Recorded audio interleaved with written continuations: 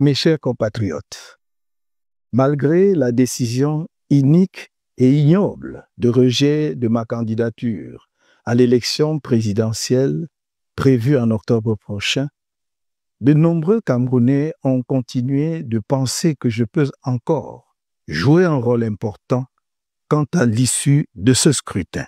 Je les remercie de leur estime renouvelée et de leur confiance inébranlable.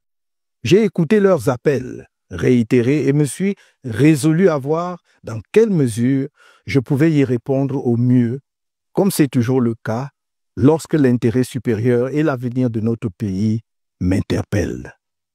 C'est dans cet esprit que j'ai lancé le 16 septembre dernier un appel aux candidats de l'opposition en lice à l'élection en question. Je les exhortais à s'unir, idéalement derrière l'un d'entre eux ou, à défaut, de former une coalition de plusieurs candidats de poids autour de l'un de ceux qui, parmi eux, ont une grande expérience politique et de la gestion de l'État, en l'occurrence, l'un des deux candidats originaires de la partie septentrionale du pays, sur la base d'une entente préalable entre ces derniers.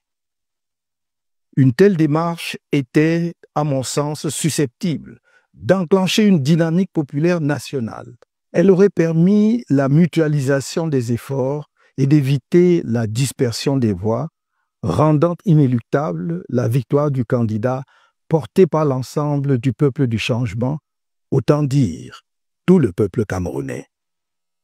Depuis cet appel, j'ai reçu et échangé avec 7 des 11 candidats de l'opposition, y compris les plus importants, ainsi que quelques personnalités de la société civile. Je n'ai pas épargné mes efforts pour encourager la réalisation d'une entente entre les candidats de l'UNDP et du FSNC afin de rendre possible une coalition, même limitée, des candidats de l'opposition autour d'eux. Cette démarche offrait, à mes yeux, une réelle chance de victoire qui répondrait au désir profond de changement qui monte du pays tout entier.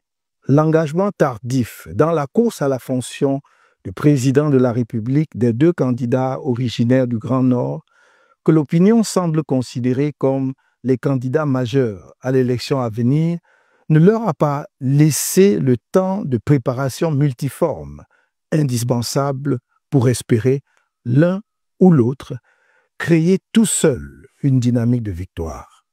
Aujourd'hui, vendredi 26 septembre 2025, nous sommes à la veille de l'ouverture de la période officielle de la campagne électorale, au cours de laquelle on devrait présenter un candidat de la coalition aux électeurs et à tout le peuple camerounais à travers le pays.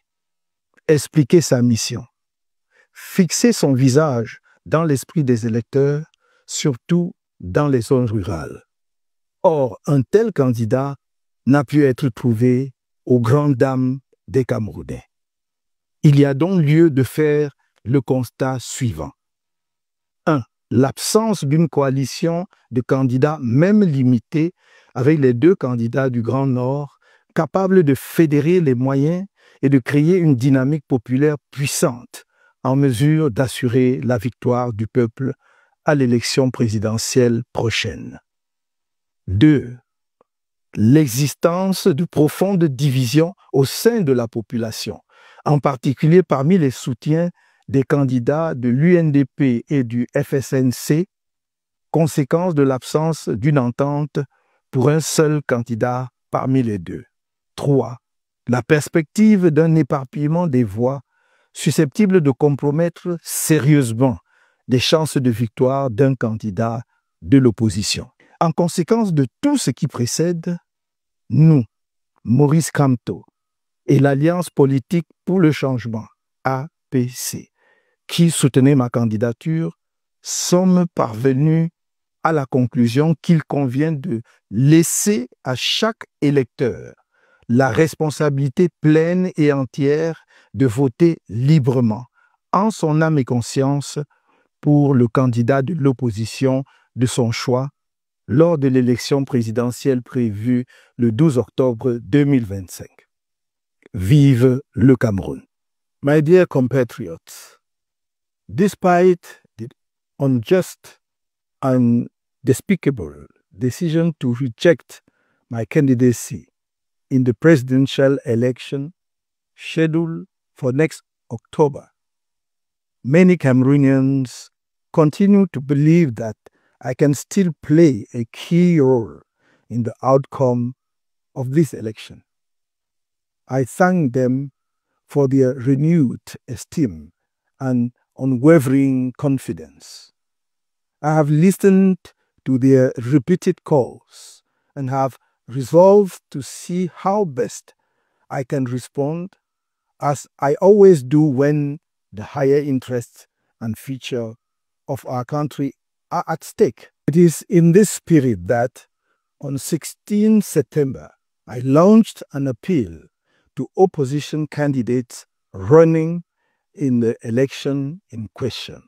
I urged them to unite, ideally behind one of their number, or, failing that, to form a coalition of several strong candidates around one of those among them who has extensive political and state management experience, in this case, one of the two candidates from the northern part of the country, on the basis of a prior agreement between them.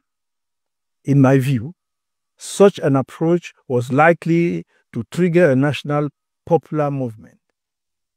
It would have allowed for the pooling of efforts and avoided the dispersion of votes, making the victory of the candidate supported by the entire people of change. In other words, the entire Cameroonian people inevitable.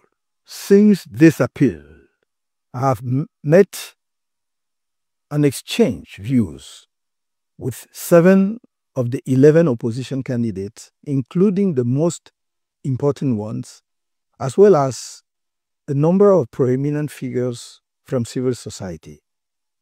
I have spared no effort to encourage an agreement between the UNDP and FSNC candidates in order to make possible a coalition, even of a limited one, of opposition candidates around them. In my view, this approach offered a real chance of victory that would respond to the deep desire for change that is rising throughout the country. The late entry into the race for the presidency of the two candidates from the northern part of the country, whom public opinion seems to consider the major candidates in the upcoming election, did not give them the time to make the multifaceted preparations necessary for either of them to hope to create a winning dynamic on their own. Today, Friday, 26 September 2025, in the eve of the opening of the official electoral campaigns period, during which a coalition candidate should be presented to voters and to all the Cameroonian people across the country, his vision should be explained and his image should be fixed in the minds of voters, especially in rural areas. However, to the great disappointment of Cameroonians, no such candidate has been found. The following observations can therefore be made. 1. The absence of even a limited coalition of candidates, with the two candidates from the northern part of the country capable of pooling resources and creating a powerful popular dynamic likely to ensuring victory for the people in the upcoming presidential election. 2. the existence of deep divisions within the population, particularly among supporters of the UNDP and FSNC candidates, because of the failure to agree on a single candidate between the two. 3. The prospect of a scattering of votes that could seriously compromise the chances of victory for an opposition candidate.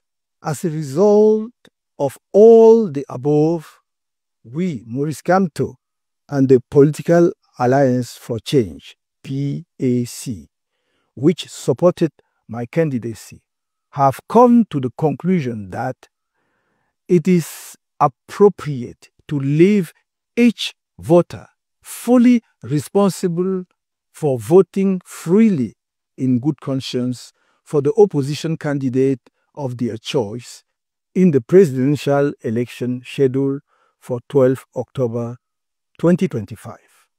Long live Cameroon.